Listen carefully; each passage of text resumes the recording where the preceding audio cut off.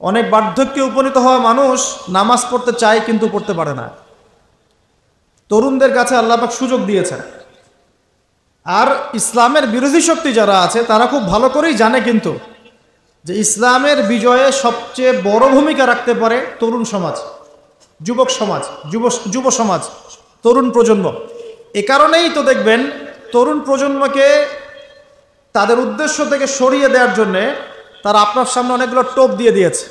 দেখাবো টোপ কয়েকটা। 1 নম্বর টোপ দিয়েছে মেয়ে নারী জাতি। মেয়েদেরকে বেপর্দা করে তোমার সামনে উপস্থাপন করে দিয়েছে, ফ্রি মিক্সিং। এখন তুমি আর ঈমান ধরে রাখতে পারছো না। এটা পরিকল্পিত ছিল, কারণ আল্লাহ পাক বলছেন যুজ্জিনা লিন-নাস হুব্বুশ শাহাওয়াতি মিনান নিসা। মানুষের জন্য সবচেয়ে যে আকর্ষণীয় বিষয়গুলো তার মধ্যে 1 নম্বর হচ্ছে মহিলা, মানে মেয়ে, নারী জাতি। এটা আমাদের কাছে সবচেয়ে আকর্ষণীয়। আল্লাহ পাকের সবচেয়ে সুন্দর সৃষ্টিকে মানুষ না, মানুষের মধ্যে আল্লাহ পাকের সবচেয়ে শ্রেষ্ঠ সৃষ্টিকে নারী জাতি। আল্লাহ পাক তাদেরকে সুন্দর করে সৃষ্টি করেছেন, তাই নয় কি? এ কারণে পুরুষদের সবচেয়ে আকর্ষণের জায়গা কোনটা? নারী জাতি। এ কারণে মেয়েদেরকে বেপর্দা করে তোমার সামনে ছেড়ে দেওয়া হয়েছে। জেনা বেড়েছে, ব্যভিচার বেড়েছে, ফ্রি মিক্সিং বেড়েছে, ধর্ষণ বেড়েছে, এই যে হারাম প্রেমের সম্পর্কগুলো বেড়েছে। যুবকেরা তাদের জীবনের উদ্দেশ্য ভুলে গেছে। আমার কথা কি বুঝতে পারছেন? আচ্ছা, এটা 1 নাম্বার। 2, মাদক। যুবকদের সামনে মাদকের সহজলভ্যতা। চাইলেই হাত বাড়ালেই মাদক, হাত বাড়ালেই ইয়াবা, হাত বাড়ালেই ফেন্সিডিল, হাত বাড়ালেই হেরোইন, তাই না? কথা ঠিক না বেঠিক? যদি কেউ চায় যে আমি আজকে রাত্রে মাদক খাবো, সে পারবে, হাত বাড়ালেই পারবে। এখনকার সমাজ এমন, যদি কেউ চায় যে আজকের রাত্রে আমি পতিতালয় গিয়ে রাত কাটাবো, সে পারবে। 500 টাকা 1000 টাকার বিনিময়ে মানুষ এখন জেনা করতে পারে না? 5 টাকা 10 টাকা 50 100 টাকা দিয়ে মানুষ এখন ইয়াবা কিনে খেতে পারে। আর যারা সীমান্তবর্তী অঞ্চলে আছেন তারা আরো ভালো জানেন আমার কথা কতটুকু সত্য কতটুকু মিথ্যা। যুবকদের সামনে মাদক এমনি দেওয়া হয় নাই। উদ্দেশ্য কি? তোমার দ্বারা ইসলামের বিজয় সম্ভব ছিল। মাদক সেবন করায় তোমাকে সরাই দিয়েছে ওই রাস্তা থেকে। কথা বুঝতে পারছো? খুব সতর্ক। 3 নাম্বার, জুয়া। তোমার সামনে জুয়া দিয়ে দিয়েছে। জুয়া, ফুটবল বিশ্বকাপ হইলে জুয়া, IPL হইলে জুয়া, BPL হইলে জুয়া, ফুটবল ফিফা হইলে জুয়া। জুয়া খেলে না মানুষ।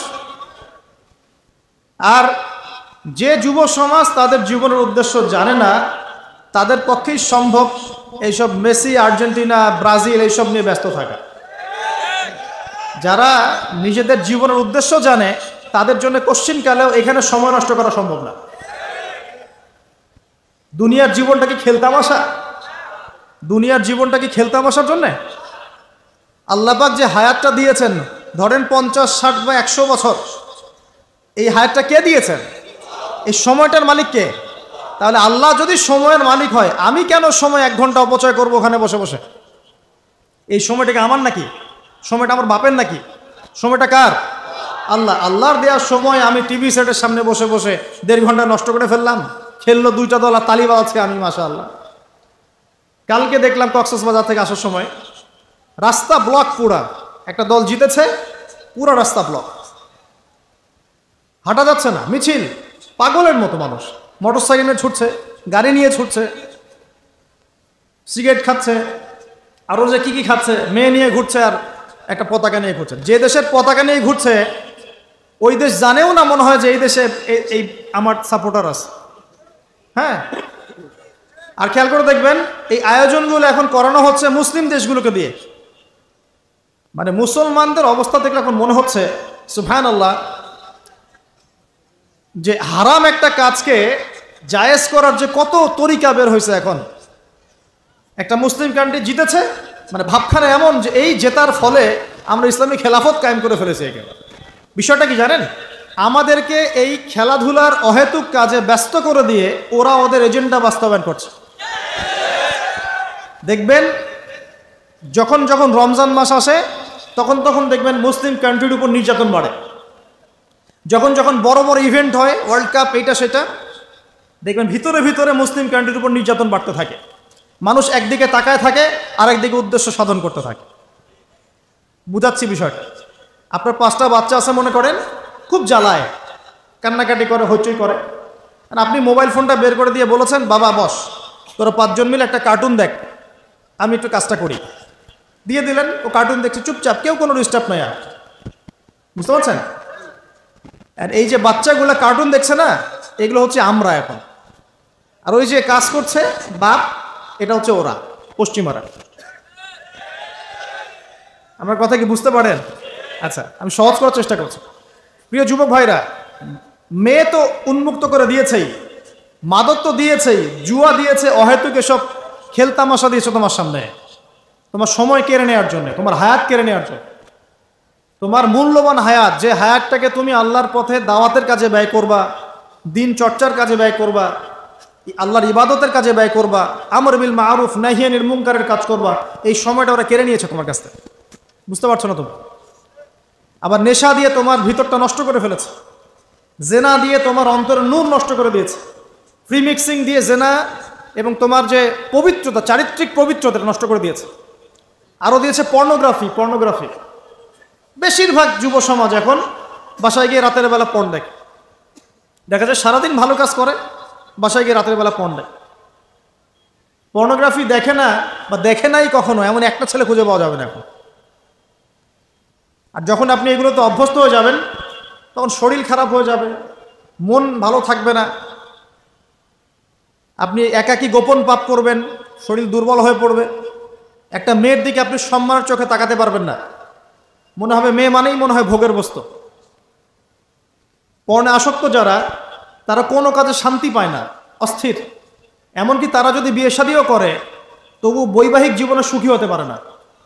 কেন জানেন? নিজের শক্তি ক্ষমতাগুলো আগেই নষ্ট করে ফেলেছে।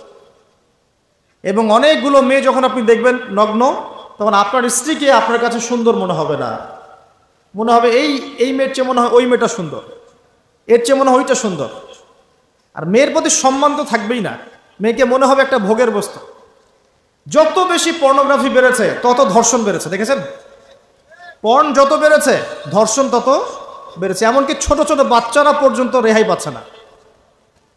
দেখেন না, ছোট ছোট বাচ্চা, 5 বছর 10 বছরের বাচ্চারা, মেয়ে বাচ্চাদের কথা বলছি, এদেরকেও ধর্ষণ করা হচ্ছে। যাদের ঘরে কন্যা সন্তান আছে, তারা খুবই এখন বিপর্যয়ের মধ্যে আছেন আপনারা, আমরা। কারণ সমাজটা তো নষ্ট হয়ে যাচ্ছে। আপনার মেয়েকে কতদিন ধরে রাখবেন? বাইরে তো পাঠাতেই হবে। বাইরে পাঠালে দেখবেন মেয়ের সম্মান নাই, পর্দা নাই, মেয়েকে জোর করে ধর্ষণ করা হচ্ছে। বাসে, ট্রেনে, অটোতে, অমুকে তমুকে, ট্রাকে মেয়েকে ধর্ষণ করা হচ্ছে। আর প্রত্যেক ধর্ষকের তো আর ইসলামিকভাবে বিচার হচ্ছে না, হচ্ছে? যদি একটা এলাকায় ধর্ষণ হতো আর ধর্ষককে জনসমুখে ডেকে ফাঁসি দেওয়া হতো না, তাহলে দেখতেন যে ওই এলাকায় ধর্ষণ বাড়তো না, কমে যেত। যদি একটা এলাকার চোরদেরকে জনসমুখে নিয়ে এসে হাত কেটে ফেলা হতো, তাহলে বুঝতেন চুরি কাকে বল। ভয়ে চুরি করতে পারতো না মানুষ। আর ভাগ্য ভালো যে এই নিয়মগুলো এখন নাই। কেন ভাগ্য ভালো বললাম?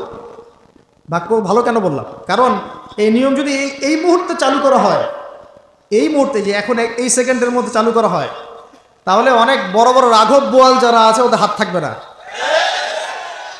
কথা বুঝতে পারছেন না? কেউ চুরি করে সিসকা চোর বলি আমরা, না কি বলেন আপনারা? ছিচকা চোর বলেন। কেউ আছে চুরি করে, পুকুর চুরি করে। সিসকা চোরকে ধরতে বলে রাস্তাঘাটে কি মাইকটা দেওয়া হয়, তাই না? মনে হয় যে নিজের শক্তি খাটানোর একটাই জায়গা চোর পিটানো। মসজিদে যদি মসজিদে যদি একটা চোর ধরা পড়ে, কি মাইকটা মারে, খুঁটির সাথে বেঁধে একদম জুতা স্যান্ডেল দিয়ে। আর সামনে যে পুকুর চুরি করে বসে আছে, কিছুই করতে পারতেছে। কি কথা মিথ্যা কথা বলছে? যদি একটা মুসলিম রাষ্ট্রের মধ্যে দুর্নীতি না থাকতো না, মুসলিম রাষ্ট্র বিশ্বকে নেতৃত্ব দিত ইনশাআল্লাহ। যদি কোনো মুসলিম রাষ্ট্রের মধ্যে দুর্নীতিটা না থাকতো না, তাহলে দেখতেন ওই রাষ্ট্র অবশ্যই বিশ্বকে নেতৃত্ব দিত ইনশাআল্লাহ। এমন অনেক অমুসলিম রাষ্ট্র আছে যেগুলো অমুসলিম হওয়া সত্ত্বেও ওদের মধ্যে কোনো দুর্নীতি নাই, জানেন? আল্লাহ পাক আমাদের সবাইকে পরিপূর্ণ মুসলমান হওয়ার তৌফিক দান করুন। দেখেন, আল্লাহ পাক বলেছেন, উদখুলু ফিস সিলমি কাফা, তোমরা পরিপূর্ণরূপে ইসলামে প্রবেশ করো। এখন আমি যদি নামাজও পড়ি, আবার ঘুষও খাই, এদিকে রোজাও রাখি, আবার সুদও খাই, আবার এদিকে আমি হজমরাও করি, অন্যের সম্পদ আত্মসাৎ করি, মাপে কমও দেই, মজুদদারি করি ইত্যাদি, আমি কি পরিপূর্ণ মুসলিম? আমি কি উদখুলু ফিস-সিলমি কাফার উপর আমল করতে পেরেছি? আর আল্লাহ পাক এখানে বলছেন ওয়ালা তামুতুন্না ইল্লা ওয়া আনতুম মুসলিমুন, পরিপূর্ণ মুসলমান না হয়ে তোমরা মৃত্যুবরণই করিও না, করলেই সমস্যা। পরিপূর্ণ মুসলমান না হয়ে মারা গেলেই সমস্যা। কি সমস্যা? ওই যে আল্লাহ পাক বলবেন মান রব্বুক, বলবে লা আদরি, আমি তো জানি না, কারণ পরিপূর্ণ মুসলমান হয়নি তো, আল্লাহর সাথে শিরক করেছে। আল্লাহ পাক বলবেন মা দীনুক, বলবে লা আদরি, আমি জানি না। মা দীনুক উত্তর কেমন করে দিতে পারবে? ইসলামের কিছু অংশ মানে, কিছু অংশ মানে না। ইসলামের কিছু অংশ মানে, নামাজ, রোজা, হজ, যাকাত, তাসবিহ, তাহলিল সবই মানে, কিন্তু সুদ ছাড়তে হবে, ঘুষ ছাড়তে হবে, জেনা করা যাবে না, মদ খাওয়া যাবে না, দুর্নীতি করা যাবে না, মানে না। তাহলে মা দীনুক কি উত্তর দিবে? মান নবিয়ুক, কে নবী? উত্তর কিভাবে সম্ভব?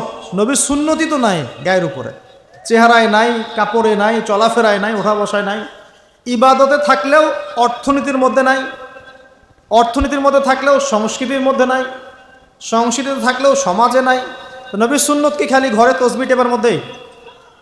মানে আমরা খালি সুবহানাল্লাহ সুবহানাল্লাহ পড়বো এটাই সুন্নত, দাড়ি ছেড়ে দিব এটাই খালি সুন্নত, টাকনোর উপরে কাপড় পরবো এটাই কি খালি সুন্নত? সমাজের মধ্যে সুন্নত নাই, অর্থনীতির মধ্যে সুন্নত নাই, ব্যবসা বাণিজ্যের সুন্নত নাই, চাকরি বাকরিতে সুন্নত নাই, পরিবারের সুন্নত নাই, সংস্কৃতির মধ্যে সুন্নত নাই, আর রাষ্ট্রের কথা বললাম না, ওটা বাদ দেন, ওটা এই যুগে সম্ভব না। ইল্লা মাশা আল্লাহ, যদি আল্লাহ পাক না চান।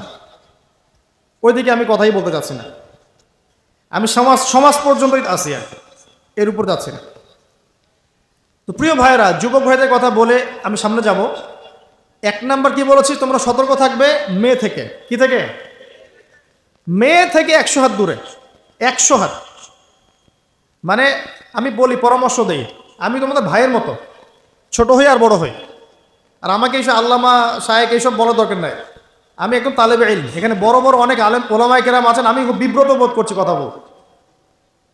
আমি জানি যে হকপন্থী ওলামায়ে কেরাম যারা, তারা আমাদের মতো অনলাইনেও আসেন না, এই ফেসবুক ইউটিউবে ভিডিও পাবেন না, এমনও আলেম বাংলাদেশে আছেন জানেন, যারা বহু আলেম তৈরি করছেন, মাদ্রাসা খেদমত করছেন। তো তাদের সামনে আমাদেরকে যখন এইভাবে টাইটেল দেন, লজ্জা লাগে, বিব্রত বোধ করি। শেখার কোনো শেষ নাই। আমি একসময় মনে করতাম যে আমি যখন ইন্টারমিডিয়েটের পর থেকে চর্চা করা শুরু করছি, অনার্স মাস্টার্স পর্যন্ত, মনে করছি যে হ্যাঁ, মনে হয় ইসলাম সম্পর্কে ভালোই জানছি। তারপর যখন কওমি আলেমদের কাছে পড়তে শুরু করলাম, বলি এগুলো ভিতরের কথা, খোলামেলা বলি, গল্প করছি আপনাদের সাথে, আর রাগ করছেন নাকি? তখন বুঝলাম যে বিগত 5-7 বছরে তো আমি কিছু পড়াশোনা করছি বলে মনে হচ্ছে না। যেমন একটা হাদিস শো করে বললাম যে ওস্তাদ, এই যে আল্লাহ রাসূল সাল্লাল্লাহু আলাইহি ওয়াসাল্লাম বলেছেন যে একজন মুমিন ব্যক্তি আর একজন মুমিন ব্যক্তির আয়না স্বরূপ। কি স্বরূপ? আয়না স্বরূপ। তো আমি যদি অনলাইনে কোনো ভাইয়ের ভুল ধরিয়ে দেই সমালোচনার মাধ্যমে, তাহলে কি আমি হাদিসের উপর আমল করলাম না?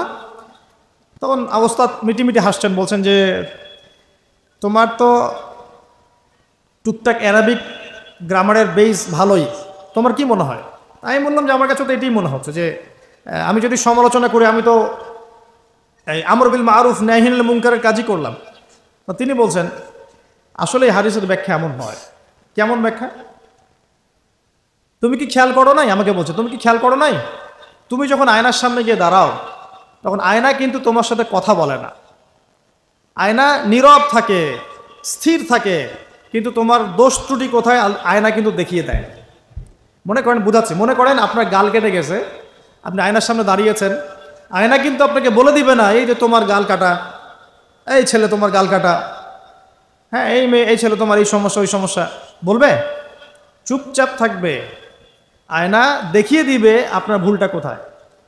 তো তিনি আমাকে হাদিসের ব্যাখ্যা শিখাচ্ছেন, বলছেন যে একজন মুমিন ভাই যদি কোনো ভুলের উপর থাকে, তুমি সঠিকটা আমল করে ওর সামনে দাঁড়িয়ে দেখিয়ে দিবে যেটা সঠিক। তো বুঝলাম, যতদিন যাচ্ছে আমি বুঝতে পারছি যে আসলে এই জ্ঞানের সমুদ্র যে কত গভীর, 100 বছর হায়াত দিলেও মনে হয় শেষ করতে পারবো না। তো প্রিয় যুবক ভাইরা, নসিহত করছি সেটা হচ্ছে যে দিনের জ্ঞান অর্জন করতে হবে। জ্ঞান অর্জনের কোনো বিকল্প নাই। আর জ্ঞান অর্জনের জন্য শুধুমাত্র ফেসবুক ইউটিউব যথেষ্ট নয়, এগুলো কনস্ট্রাকটিভ কোনো মাধ্যম নয়, বরং ফিতনা ছড়াবে এগুলো কিন্তু বেশিরভাগ ক্ষেত্রে ফিতনাই ছড়াচ্ছে। আপনার কাছে মনে হচ্ছে হয়তো যে অনেক কিছু লাইভ হচ্ছে, আমরা পাচ্ছি, হ্যাঁ অনলাইনের মাধ্যমে জানছি, হ্যাঁ ঠিক আছে স্বীকার করি ভালো আছে, কিন্তু এর মন্দটা অনেক বেশি। এর মধ্য দিয়ে আলেমে আলেমে বিভক্তি হয়ে গেছে, এর মধ্য দিয়ে একে অপরের সাথে আমাদের সম্পর্ক নষ্ট হয়ে যাচ্ছে, গীবত তহমত সমালোচনা কাদা ছড়াছড়ি সংস্কৃতি বাড়ছে, ঐক্য বিনষ্ট হচ্ছে, অনেক সমস্যা হচ্ছে। আর এগুলো কনস্ট্রাকটিভ সিলেবাস নয়। সিলেবাস আপনাকে ওলামায়ে কেরামের কাছে এসে জানতে হবে। আমি বলছি 1 নাম্বার কোরআন থাকবে, আপনাদের জেনারেলদের জন্য বলছি, কারণ আপনাদের জন্য এটা এত সহজ হবে না। মাদ্রাসা যারা পড়া শুরু করেছেন ছোটোবেলা থেকে তাদের জন্য সহজ, আপনাদের জন্য এত সহজ নয়। সিলেবাসগুলো জেনে রাখেন। কোরআন পড়তে হবে আগে, পবিত্র কোরআনের বিশুদ্ধ তেলাওয়াত শিখতেই হবে, এবং প্রত্যেক দিন চেষ্টা করবেন 1 পৃষ্ঠা 2 পৃষ্ঠা আধা পারা 1 পারা করে তেলাওয়াত করার জন্য। তেলাওয়াতের কোনো বিকল্প নাই, প্রত্যেক হরফে 10 নেকি পাবেন ইনশাআল্লাহ। এরপরে এর ভাষা আছে, কোরআনিক গ্রামার আছে, নাহুসর, আর এই বইগুলো আপনি একা পড়তে পারবেন না। এই বইগুলো পড়তে হলে ওস্তাদ লাগবেই। এক একটা বই 2 বছর করে পড়তে হইতে পারে, পড়তে হবে। যদি আপনি কোরআন জানতে চান, বুঝতে চান, পড়তে হবেই। আর যদি মনে করেন না আমার এত জানা বোঝার দরকার নাই, সেটা আলাদা বিষয়, তখন আপনি ওলামায়ে কেরামের কাছে গিয়ে জিজ্ঞাসা করে মাসআলা নিয়ে নেবেন। এখানে একটা কথা বলে দিই, এখন আবার একটা নতুন আমি ফিতনাই বলবো বের হয়েছে যে আলেম ওলামার প্রয়োজন নাই, কোরআন হাদিস বাসায় পড়বা, নিজে একা একাই মুস্তাহিদ হয়ে যাবা। অনেক দিনী ভাইকে দেখছি আমি, যুবক ইয়াং, তার আগে বিপদগামী ছিলেন, হেদায়েত হয়ে ইসলামের দিকে এসেছেন, এখন প্রথমেই সহিহ বুখারী টান দিয়ে পড়া শুরু করে। কে বললো আপনাকে প্রথমে সহিহ বুখারী পড়তে? আপনি কি এক লাভ দিয়ে এই মেডিকেল সায়েন্সের বই পড়তে যাবেন? এত কঠিন কঠিন বই আগে কেন? এই বইগুলো পড়তে ওলামায়ে কেরামে 15-20 বছর সময় লাগে। 15-20 বছর সময় লাগে, 15 বছর বেশি বলে ফেলছে মনে হয়। আমাদের মতো হলে 20 বছর লাগবে। কঠিন বই আগে না, আগে সহজ বইগুলো পড়তে হতো। তো ভাবখানা তখন দেখা যায় এমন, কয়েকটা হাদিসের কিতাব পড়ে, কোরআনের কিছু অনুবাদ পড়ে, আলেম ওলামার আর দরকার নাই, কোনো মাযহাবেরও দরকার নাই, আমি নিজে একাই মুস্তাহিদ। এটা একটা ফিতনা চলছে। তো আমি বুঝাচ্ছি আপনাকে, একটা মাসআলা ধরেন আপনার সামনে আসলো, মনে করেন ওই যে আমি পেপার মানি নিয়ে কথা বলেছিলাম না, কাগজের টাকা, এরপর আসছে ক্রিপ্টোকারেন্সি। কি আসছে? নাম শোনেন নাই? ইলেকট্রনিক মানি তো চলে আসছে, যে ইলেকট্রনিক মানি দিয়ে আপনারা লেনদেন করছেন না, এরপরে আসবে ক্রিপ্টোকারেন্সি। ক্রিপ্টোকারেন্সি মানে বিটকয়েন। এগুলো ভবিষ্যৎবাণী না, কিন্তু কিছু মানুষ মনে করে এগুলো ভবিষ্যৎবাণী। এগুলো ভবিষ্যৎবাণী না, এগুলো বর্তমান। অলরেডি পৃথিবীর কিছু কিছু দেশে চলে আসছে, হয়তোবা এদেশেও অচিরে আসবে। তো মনে করেন এখন আপনি একজন সাধারণ মানুষ, ক্রিপ্টোকারেন্সি কী জিনিস আপনি বোঝেন না। এখন আপনি একজন আলেমের কাছে আসলেন, এসে বললেন যে হুজুর ক্রিপ্টোকারেন্সি কী জিনিস আমি বুঝি না, এটা হালাল না হারাম, জায়েজ না জায়েজ, কতটুকু রাখা যাবে রাখা যাবে না, মাসআলা দেন। এখন আমি যদি আপনাকে বলি এই যে ভাই নেন কোরআন, এই যে তাফসীর ইবনে কাসির নেন, জালালাইন নেন, মারিফুল কোরআন নেন, এই যে বুখারী মুসলিম তিরমিজি আবু দাউদ নাসাই সবগুলো নেন, বাসায় গিয়ে পড়াশোনা করে মাসআলা বের করেন, পারবেন? সম্ভব? সম্ভব কি? কে পারবে? যিনি মুস্তাহিদ। আর একটা সমাজের মধ্যে মুস্তাহিদ মানুষের সংখ্যা কতজন থাকে? অল্প কিছু। বেশিরভাগ মানুষই তো অন্ধ অনুকরণ তাকলিদ করতে হবে তাকে। তখন এই যে আপনি আমার কাছ থেকে মাসআলাটা জানলেন, এই মাসআলা জেনে নেওয়াটা কি আপনার জন্য উচিত না অনুচিত?